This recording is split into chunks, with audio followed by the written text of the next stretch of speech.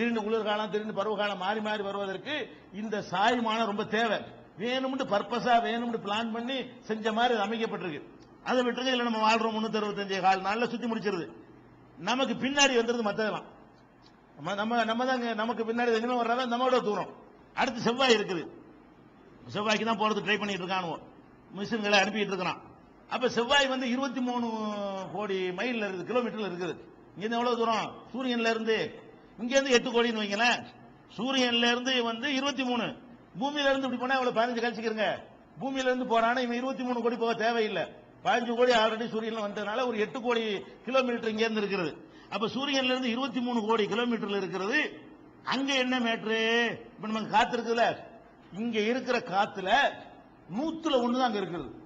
இந்த மொத்த பூமியில எவ்வளவு காத்து இருக்கிறதோ இதுல எவ்வளவுதான் இங்க இருக்கு? செவ்வாயில 100ல் 1 மடங்கு தான் இருக்கிறது. அந்த காத்துல ஆக்சிஜன் இருக்குல்ல, அது எவ்வளவு இருக்குன்னா 1% தான் இருக்குது. 1% ஆக்சிஜன் இல்லாத மாதிரி. ஆக்சிஜன் இல்லாட்டி உங்களுக்கு வாழ இயலுமா? அதே மாதிரி வந்து நைட்ரஜன் 2% இருக்குது. பாக்கி எல்லாம் வந்து கார்பன் டை கரியமல வாயும்பாங்கல்ல, கார்பன் டை ஆக்சைடு தான் 96% இருக்கிறது. அதெல்லாம் எந்த ஜீவனும் என்ன செய்ய முடியாது, வாழ முடியாது.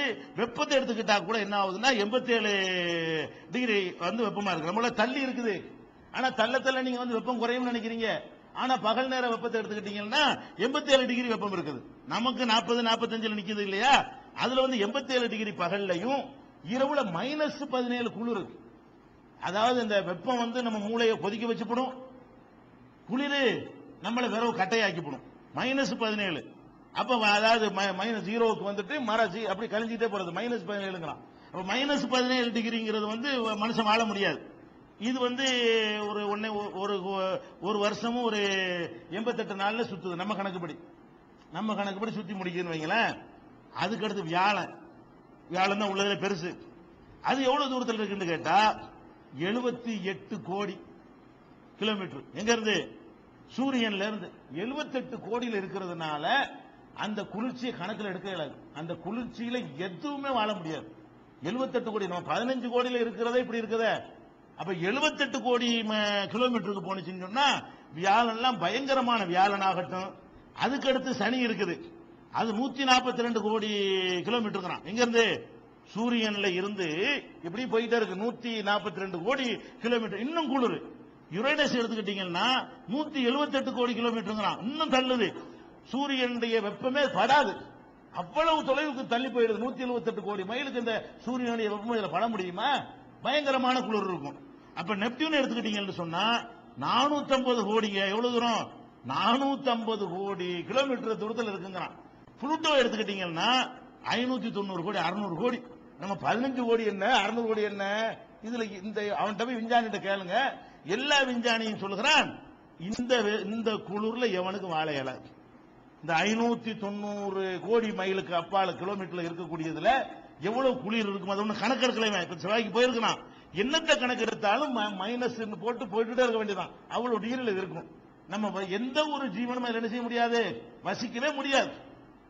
அப்ப சந்திரன் வந்து கோள் இல்ல, அதுலயாச்சும் வாழ முடியும். பூமியோட ஒட்டினது தானே, பூமிக்கு பக்கத்தில் உள்ளது தானே, அதுலயாவது வாழ முடியுமாண்டா? அது 3,86,000 கிலோமீட்டர்ல இருக்கிறது. பூமியில அது தூரமே கிடையாது. இந்த கோடியோட ஒப்பிட்டு பார்த்தோம்னு சொன்னா அடுத்த விட கிட்டத்தில் இருக்குது சந்திரன் நமக்கு. ஆனா சந்திரன்ல வாழ முடியுமான்னு கேட்டா சந்திரன்ல காத்து கிடையாது, சந்திரன்ல தண்ணி கிடையாது, கார்பன் கிடையாது. பகல்ல வெப்பம் எவ்வளவு இருக்கும்னா 127 டிகிரி இருக்கும் பகல் நேரத்துல. அது வந்து நம்ம மூளையை கொதிக்க வச்சுப்படும். ராத்திரில எடுத்துக்கிட்டீங்கன்னா இரவு வெப்பம் வந்து -173 கட்டையாக்கிப்படும். எந்த ஜீவனும் வாழ முடியாது. சந்திரன்லையும் கூட, சந்திரன்ல போய் ஆக்சிஜனை வச்சுக்கிட்டு ஒரு 2 மணி நேரம் 4 மணி நேரம் உடையாந்துடலாமே தவிர அங்க போய் வாழ முடியுமான்னு அதுலயும் வாழ முடியாது. இப்ப நமக்கு தெரிஞ்சு இவ்வளவுதான் இருக்கிறது. இது அல்லாம இன்னும் இது மாதிரி நிறைய சூரியன் இருக்கான். அந்த சூரியனை சுத்தி நிறைய இதே மாதிரி கோள்கள்லாம் இருக்குதான். நம்ம அதுக்கெல்லாம் போகல, அதெல்லாம் இருக்குன்னு சொல்லிட்டு இருக்காங்க. இவனுமே பார்க்கலாம் இல்ல. அப்படியெல்லாம் பல கேலக்சிகள் இருக்கிறது, அதுல எல்லாம் பல சூரியன்கள் இருக்கிறது, அதை சுற்றி நிறைய கோள்கள் இருக்கிறது அப்படின்லாம் சொல்றான். அது ஸ்பெசிபிக்கா அடையாளம் கண்டு அதுக்கு ஒரு பேரை சொல்லி அப்படிலாம் ஒன்றும் கண்டுபிடிக்கப்படவில்லை. இவ்வளவுதான் மனித அறிவுக்கு எட்டியது. இப்ப இவ்வளவையும் பார்க்கும் பொழுது விஞ்ஞானி சொல்றான், இந்த பூமியை தவிர வேற எங்கேயும் மனுஷன் வாழ இயலாது. இந்த 15 கோடிக்கு பதிலா ஒரு 15.5 கோடி கிலோமீட்டர்ல இருந்தா கூட நம்ம வாழ முடியாதுங்கிறான். தூரம் எவ்வளவு? சூரியன்ல இருந்து 15 கோடிலான இருக்குது. 15 கோடிக்கு பதிலா ஒரு 15 அரை கோடி, ஒரு 50 லட்சம் கிலோமீட்டர் இங்கிட்டோ அங்கிட்டோ ஏறி போச்சுன்னு வைங்க, ஒரு 14.5 கோடியாகவோ ஒரு 15.5 கோடியாக இருந்தாலேயோ வெப்பத்தில் மாற்றம் ஏற்பட்டு போயிடும், எல்லாமே சேஞ்ச் ஆகி போயிடும். அப்ப நம்ம வாழ்வதற்கு மெஷர்மெண்ட் பண்ணி கணக்கு பண்ணி இதுல உயிரினம் வாழ்வதற்கு என்னென்ன எவ்வளவு எவ்வளவு தேவை, எதெல்லாம் இருந்தா ஒரு ஜீவன் பிழைக்க முடியும், ஒரு தாவரம் வளர முடியும், பூ பூக்க முடியும், காய் காய்க்க முடியும், உயிரணுக்கள் இருக்க முடியும் என்பதையெல்லாம் அளந்து இன்னும் பல விஷயங்கள் இருக்கு பின்னாடி. இந்த நான் சொல்வது தட்பவெட்ப விஷயத்தை மட்டும் சொல்றேன். பூமியில மட்டும்தான் வாழ முடியும், வேற எங்கேயும் எந்த உயிரினமும் வாழ முடியாது. சும்மாச்சு பேப்பர்காரன் எழுதுவான் செவ்வாயில் உயிரினம் இருக்கிறது ஆராய்ச்சி, அப்படிலாம் விஞ்ஞானி எவன் ஆராய்ச்சி பண்ணல.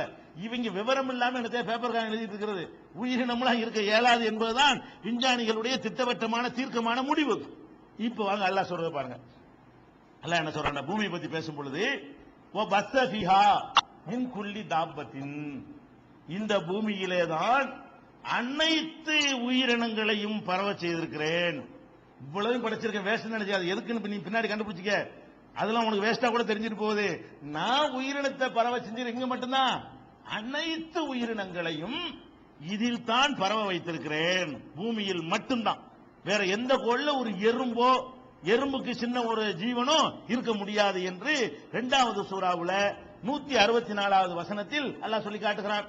அதே மாதிரி சொல்லுகிறான், ஆதம் அலைஹிஸ்ஸலாத்தை இறக்கி விடுறான் தப்பு செய்யும் பொழுது, அப்ப சொல்லி அனுப்புறான், வலக்கும் ஃபில் அர்லி முஸ்தகர்ருன், போங்க, என்னுடைய கட்டளையை மீறியதனால் போங்க வெளியே, உங்களுக்கு பூமியிலே தான் வசிப்பிடம் இருக்கிறது.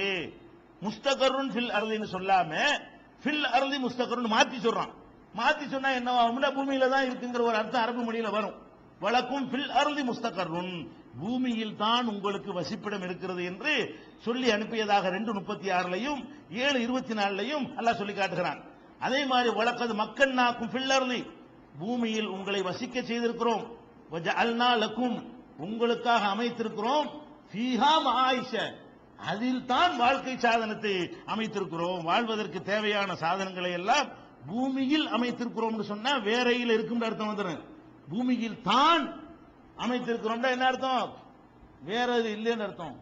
இதில் தான் அமைத்திருக்கிறோம் மஆயிஷ ஃபீஹான்னு சொல்லாம அல்லாஹ் சொல்றான் ஃபீஹா மஆயிஷ, அதிலே தான் உங்களுக்கு வாழ்க்கை விஷயங்களை எல்லாம் நினைஞ்சிருக்கிறோம், வாழ்வதற்கு தேவையான வசதிகளை எல்லாம் அமைத்திருக்கிறோம்.